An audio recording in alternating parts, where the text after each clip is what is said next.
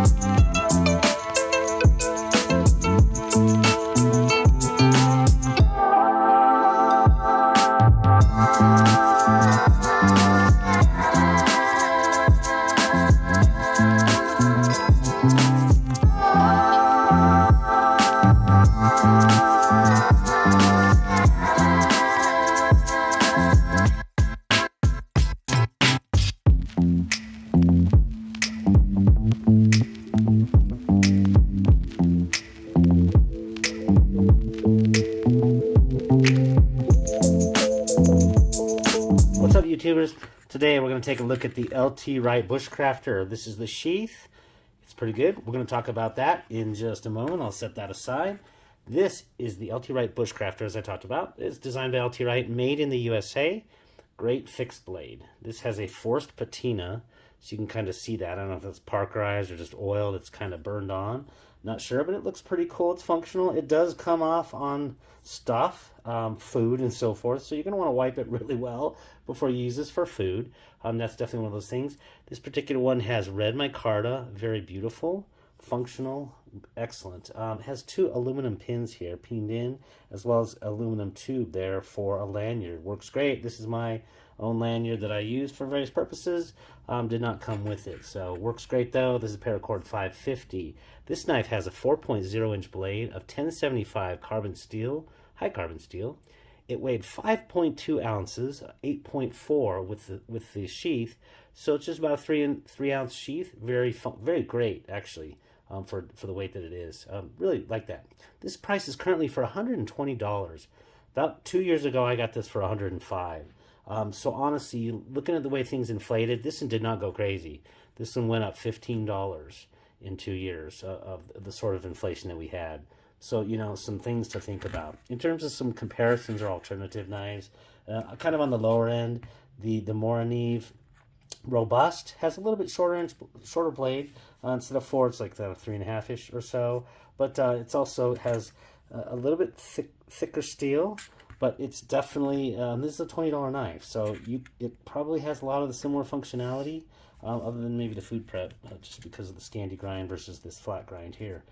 Also, out of Sweden, the Moraneve F1, that's probably maybe a more similar price range. Those go for about $145. That is Coslam steel or whatever. I don't know, it's one of the test ones.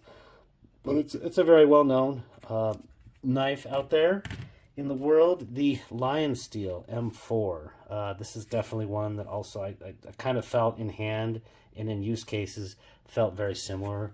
And one of the big difference on this one is the M4 actually has a separate metal palm rail. You do not have that on the first two, nor does the LT Wright have that.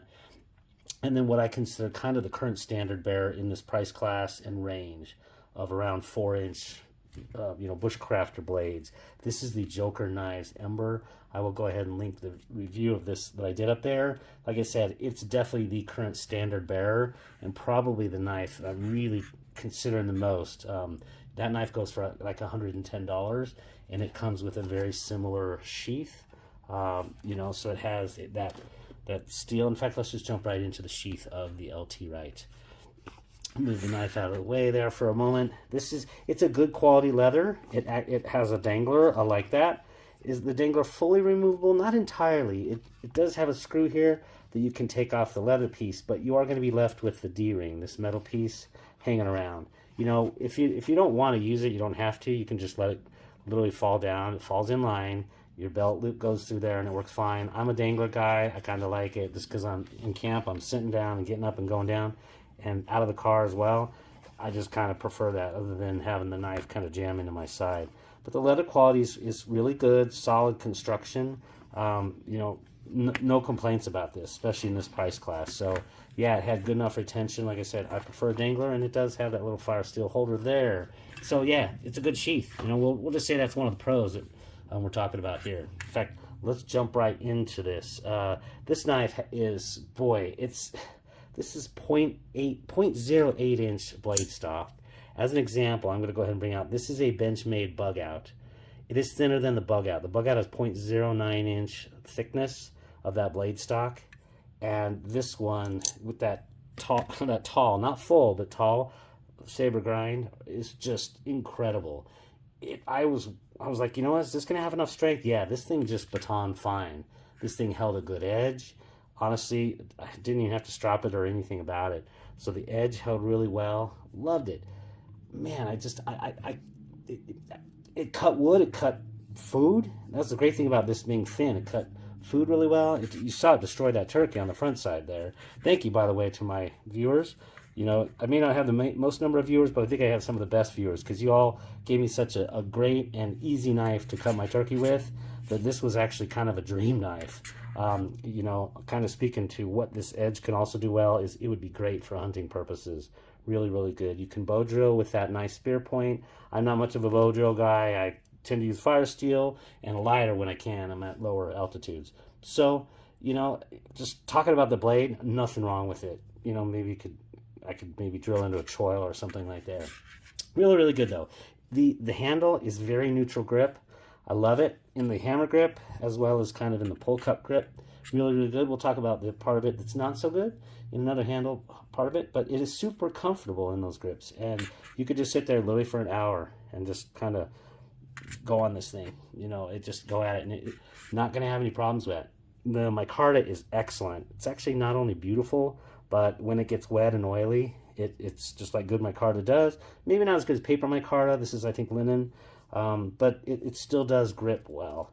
So that when you get really greasy or whatever, if you're hunting an animal or carving a turkey, it really, you know what, no complaints on it. Excellent micarta. We already talked about the perfect spear point, and then the last thing is the sharp spine on this thing threw an amazing spark. It's almost a little bit too sharp in all honesty, which let's jump right into the cons of this because there's just a couple. One is it's not so much that I don't want a sharp spine. I do prefer a sharp spine on a knife like this, but for that first 1 inch, I don't necessarily need it as sharp there. I can always just basically move up about an inch out there and have it sharp out there, kind of like Gary Creeley does with his blades. He has it so that they're comfortable and knocked down here. Yeah, can I knock that down? Absolutely, but it's really not comfortable in that saber grip because it's really just not a comfortable thing. And then the last thing is similarly the micarta, though I absolutely love it, and I love the neutral grip for it.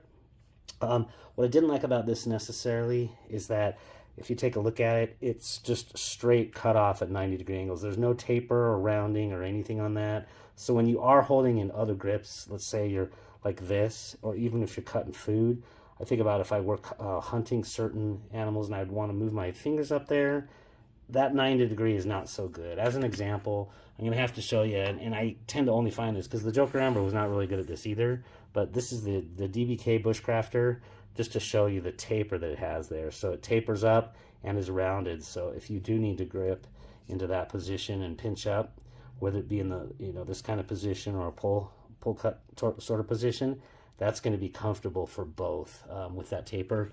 This one's just simply missing that taper. Not a huge deal, but definitely I would say it's a con. You know, overall, I would say this is probably the best value knife for bushcrafting in this price range. You know, and the size being 4 inches isn't my preferred. My preferred is probably 4.5. I like that little bit extra for batoning. A little bit bigger logs, or so to speak, sticks, if you will, and to break those into firewood processing. But you know, for this size, a 4 inch, in this price range, it can literally do everything. It can process food, wood, light a fire. There's not a single thing it really can't do. You know, maybe the possible other exception, which I didn't necessarily call it a pro, or a con rather, is not having a back pommel here. It's because of the comfortable grip, and also if you did need to stab anything, If you need to puncture anything like that, it's not going to be as comfortable with the palm up there. This nice rounded top, oh, great. So yeah, this knife, I gotta tell you, it's the HRC is 57 to 59. It did a lot better than some other knives that I have, you know, for this 1075, which is high carbon, great, tough stuff, but it retained a really good edge. So yeah, overall, you know, I absolutely can say LT Wright knocked it out of the park. The craftsmanship, everything about it was good. Price incredible. So yeah, if you're looking for a good knife to give somebody, especially if you want one made in the USA, maybe help the home team, the LT Wright Bushcrafter, absolutely, 2 thumbs up. Take care. I appreciate this was like and subscribe if this was useful. If not, interesting. Bye. It is a fixed blade. Let me go ahead and move out the. Oh, drop that. Let me go ahead and move out the. What the hell is this called?